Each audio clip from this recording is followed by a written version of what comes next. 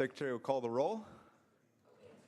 Allen, Anderson, Bates, Bell, Berryhill, Block, Canella, De Leon, Fuller, Gaines, Galgiani, Glazer, Hall, Hancock, Hernandez, Hertzberg, Hill, Hueso, Huff, Jackson, Lotta, Leno, Leva, Liu, McGuire, Mendoza, Mitchell, Monning, Morlock, Morrell, Wynn, Nilsson, Pan, Pavley, Roth, Runner, Stone, Vidak, Wykowski, Wolf.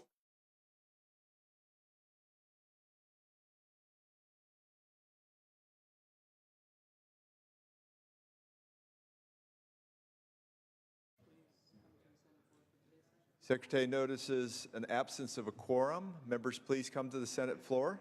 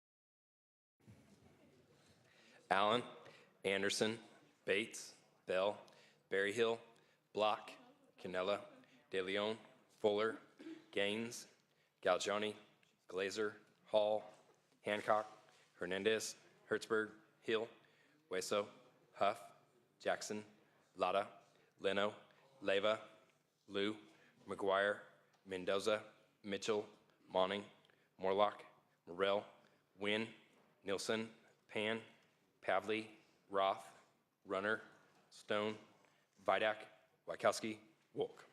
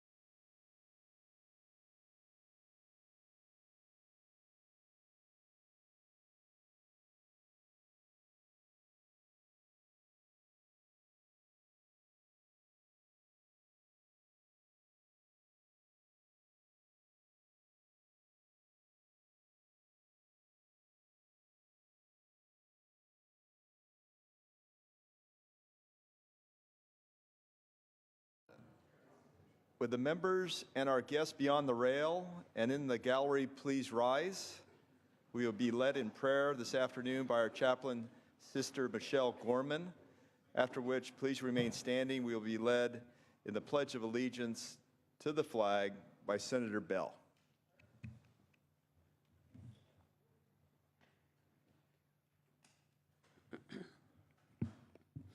As we center ourselves in God's presence, let us pray that we may not be overcome by our fears, rather that we may live with confidence into our ever-evolving potential for greatness and goodness. For as Marianne Williams says, our deepest fear is not that we are inadequate. Our deepest fear is that we are powerful beyond measure. It is not our light, it is our light, not our darkness, that most frightens us. We ask ourselves, who am I to be brilliant, gorgeous, talented, and fabulous? Actually, who are you not to be? You are a child of God. Your playing small does not serve the world. There is nothing enlightened about shrinking so that other people will not feel insecure around you. We are all meant to shine as children do.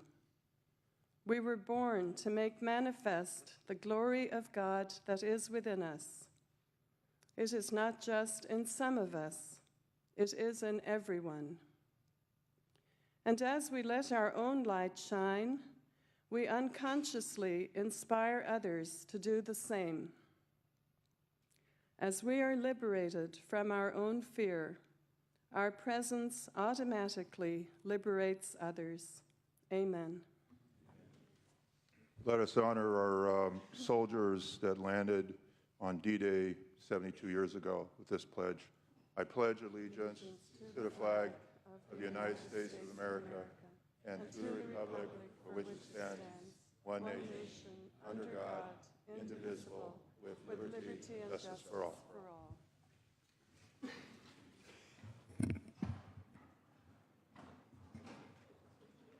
All right, members under privileges of the floor, Senator Fuller. For privileges of the floor, an introduction. Yes, please.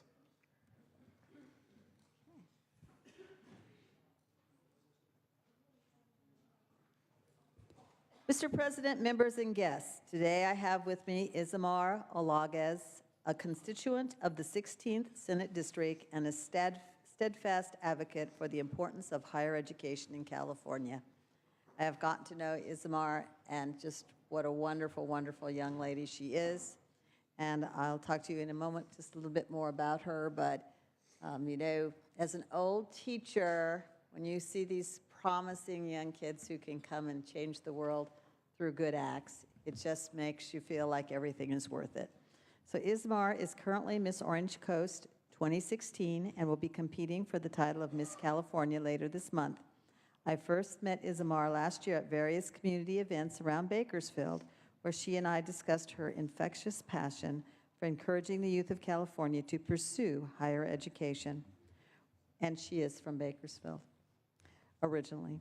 Working together with her, we have created the Senate Resolution 77, which recognizes the month of June as Higher Education Month. Today is, in fact, National Higher Education Day, and this is the perfect opportunity to have Isamar accept this resolution on behalf of students, civic leaders, community leaders, and school administrators, recognizing their important contribution in promoting the value of higher education. As you know, I did not ever think I would get to go to college, and I was very lucky, and because many people encouraged me and helped me, and so I'm very, very pleased with Isamar doing that for her age group and helping others. So please join me in welcoming her and honoring Isamar today, and please join us in the picture. Thank you. Welcome, Isamar.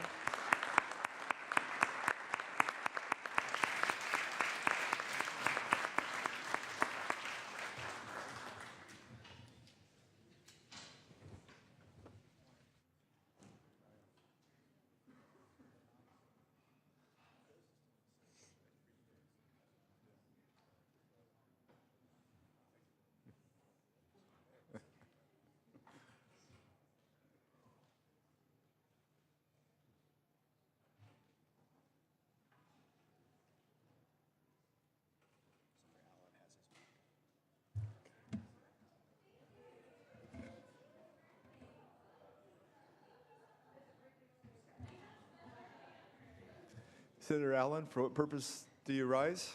Mr. President and members, I wanted to take a moment to recognize an extraordinary group of 25 executive MBA students who are here from Loyola Marymount University in my district. They're up here. Each of them has at least 10 years of experience in their respective fields.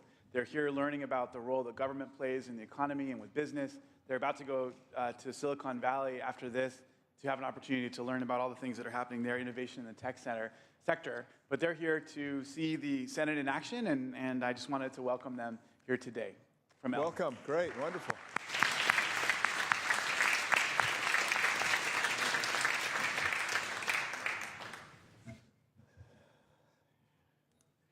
Okay.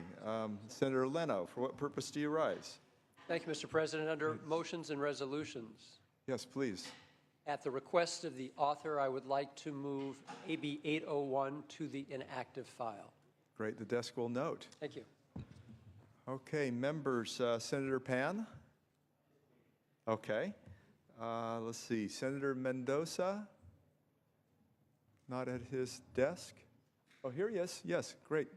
Would you, are you prepared? Okay. Okay, great.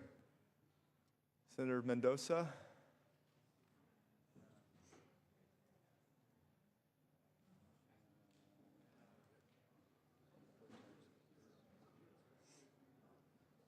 Yes, Senator Mendoza, please. Thank you, Mr. President. Under privileges of the floor, I would like to present a resolution. I'm trying to let my guests come to the front.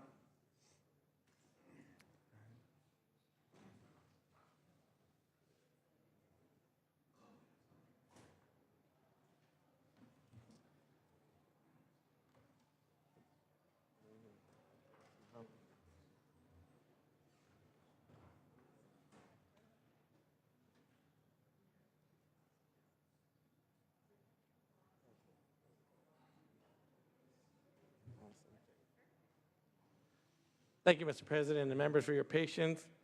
Today, I am honored to recognize the 150th anniversary of the famed Buffalo Soldiers. By an act of Congress on July 28th of 1866, African-American men were able to serve our country in the peacetime military, but in a segregated United States Army. The original Buffalo Soldiers were comprised of former slaves, freemen, and Civil War soldiers. Later, these soldiers played an important role in the settlement of the West by assisting settlers arriving in those areas, building forts and roads, as well as protecting mail coaches and railroad construction crews.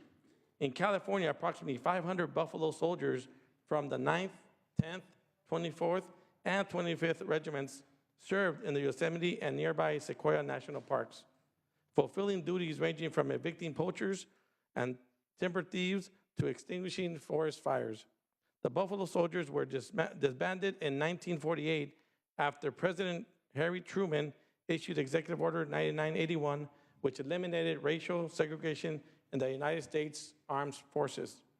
Senator Hall and I have jointly authored SCR 128 to honor the Buffalo Soldiers for their distinguished record of accomplishments which testify to their skill, discipline, integrity, and heroism.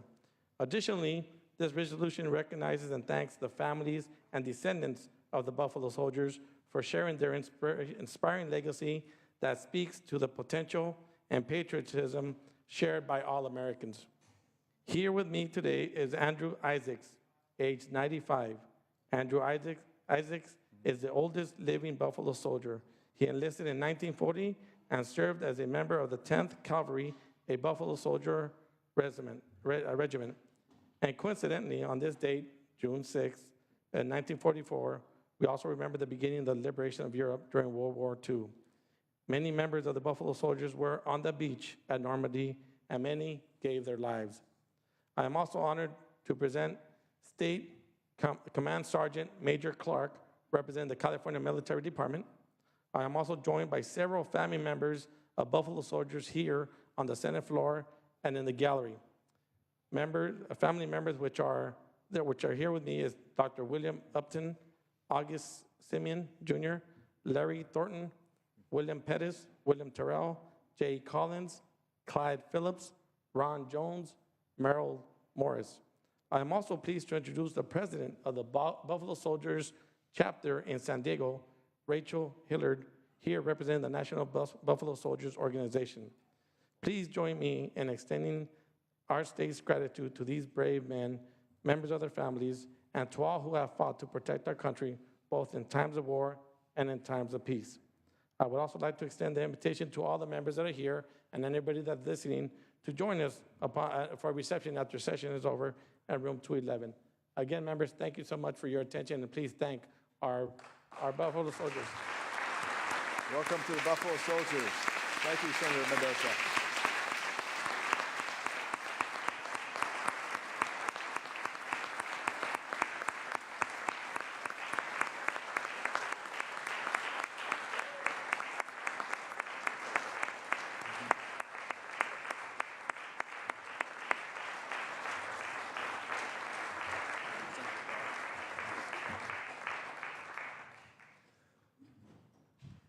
Senator Bell, on this issue?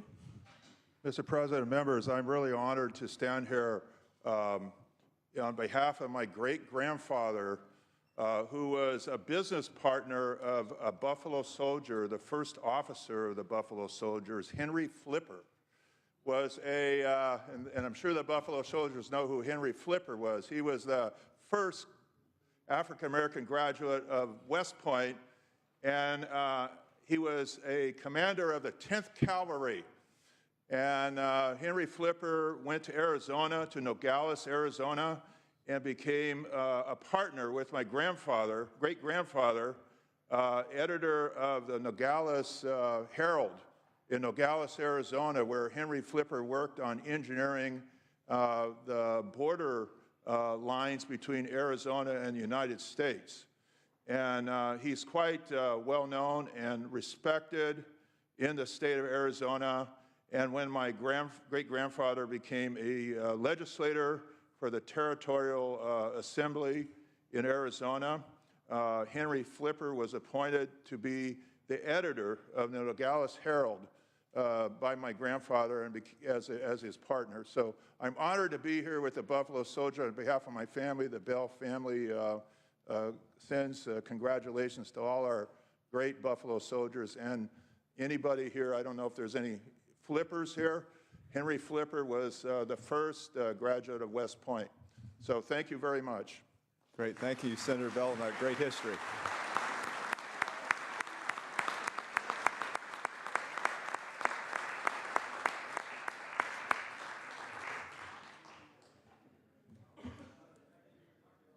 soon as they get clear, Senator Pan's guests are ready to go.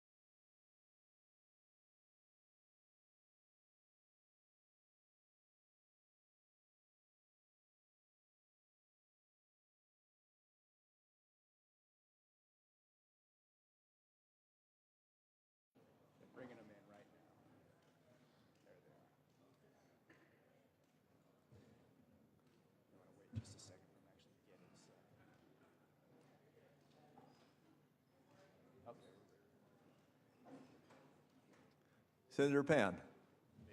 Sorry. Thank you, Mr. President. Senators, it is my pleasure to welcome to the Senate floor the leaders of the Zeta Phi Beta sorority during the first Zeta Day in the Capitol.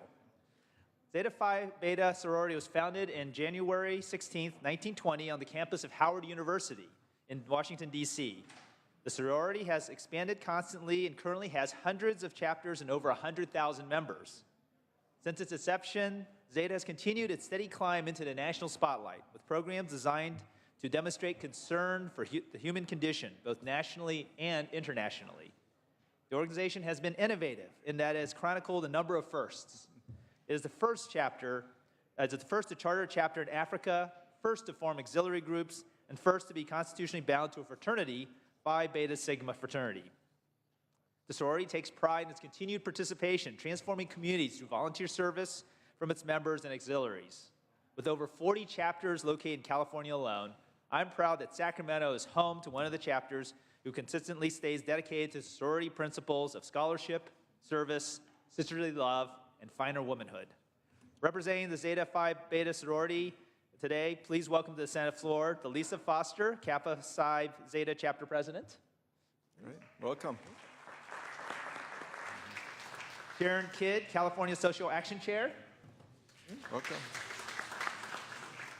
Zakia Nazi, Northern California State Director. Welcome. And Natalie Brennan, Pacific Regional Director. Welcome. Well, please give them a round warm applause again. Great. Thank you, Senator Pan, and it's a pleasure to have the Zeta Phi Beta sorority here.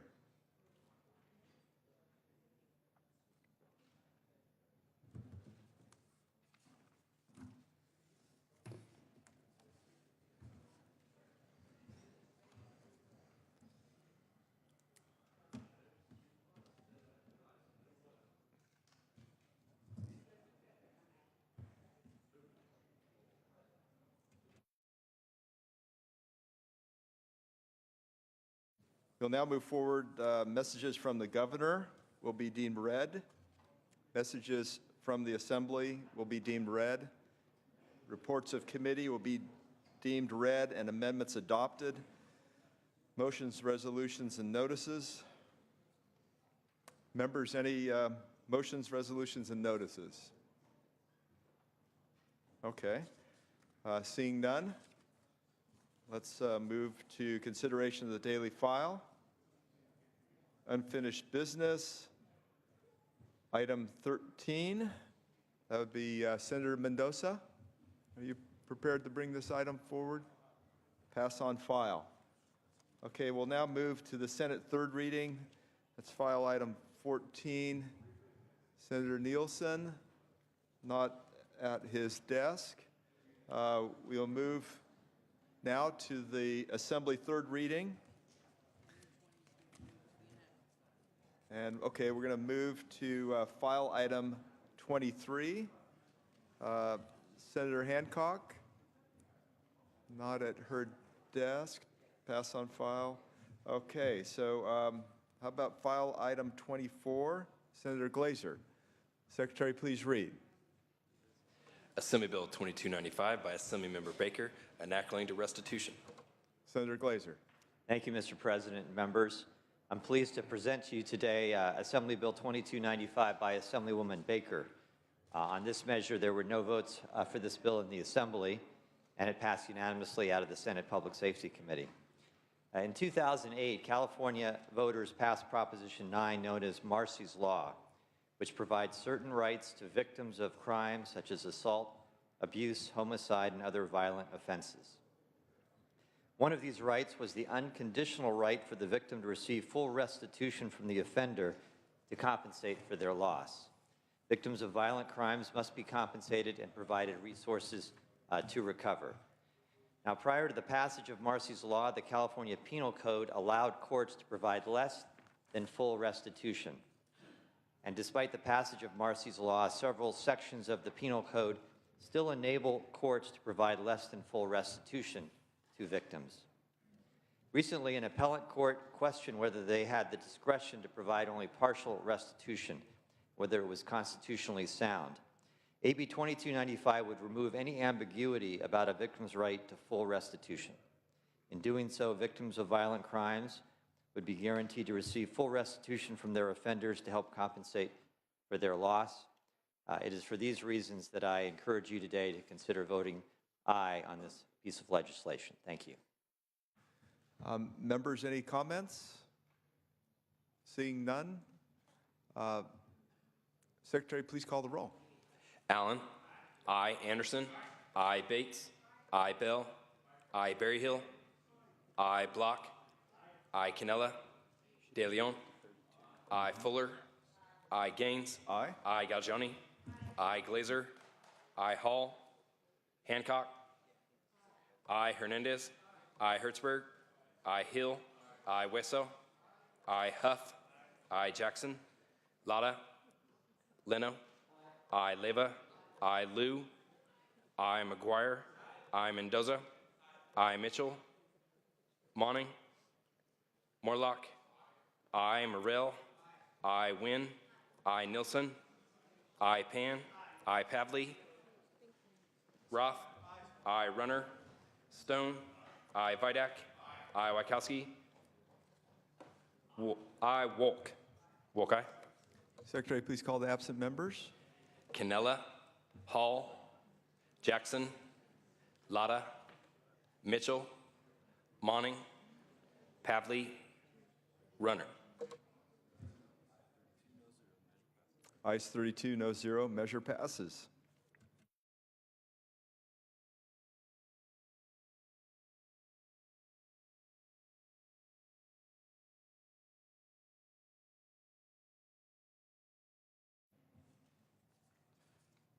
Okay, members, returning to motions and resolutions.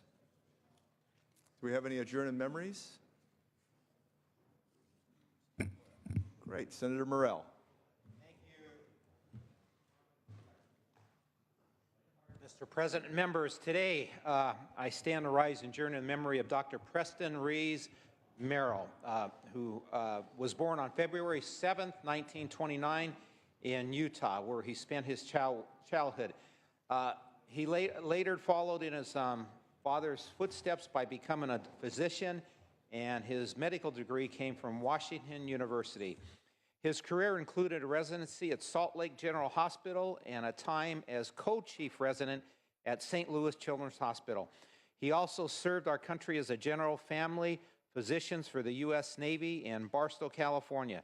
In 1962, he moved to the district I represent and started his practice and remained a dedicated doctor to his patients until 1996.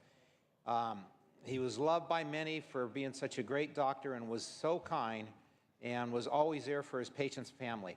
He was also the family doctor and close friend to our former colleague, Senator Jim Brulte, and his brother Bob, who many of us know up here at the Capitol, who runs our Capitol radio station. Dr. Merrill survived by his wife Shirley and his daughter Lisa and her husband John and Christina and 4 grandsons and 3 great-grandchildren and his sister Arlene Hutchinson. Members, thank you for adjourning in the memory of Dr. Preston Merrill. Great. Thank you, Senator Morrell. Our thoughts and prayers go to Dr. Preston's family. Members, any other adjourned memories? Okay. All right. How about under motions and resolutions? Anything that needs to be expressed? Senator Hill? Thank you. For purposes of announcements, please. Yes, please. Thank you. I just wanted to let the members of the Senate Business Professions and Economic Development Committee know that upon adjournment, we will be meeting in 3191. Wonderful. Thank you, Senator Hill. If there is no other business, Senator De Leon, the desk is clear. Excuse me, Senator Fuller. I'd just like to say that there would be a Republican caucus briefly in my office upon adjournment. Okay, very well. So we will take that into consideration. Maybe a couple members late to Business and Professions, Senator Hill. All right. Pro Tem De Leon, the desk is clear.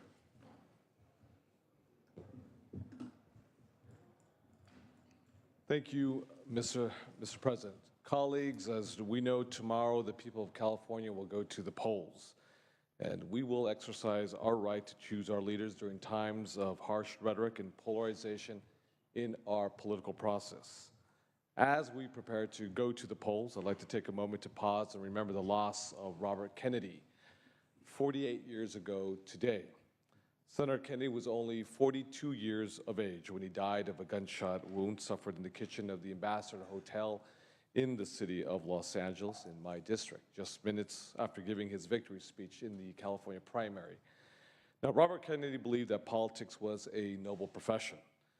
In one of his many insightful speeches, he reminded us that too often we honor bluster and swagger and excuse those willing to build their own lives on the shattered dreams of other human beings. Robert Kennedy also asked us to subscribe to the idea that we can tame the savageness of mankind and make the world a more gentle and peaceful place. Every person in this chamber, on both sides of the aisle, in this historic chamber, chose public service because we want to make the world a better place for our children and to do everything possible to preserve the California dream. So tomorrow we will vote. And I hope that as the political process continues, Californians will respect one another as we strive to build a more inclusive and just society. With that, I wish everyone the very best tomorrow in their future endeavors. Whoever you may support, the best of luck. Thursday, we will reconvene at 9 a.m., and I hope everyone has a wonderful day. Thank you, Mr. President. Thank you, Pro Tem de Leon. The Senate will be in recess until 3:30, at which time the adjournment motion will be made. We'll reconvene Thursday at 9 a.m.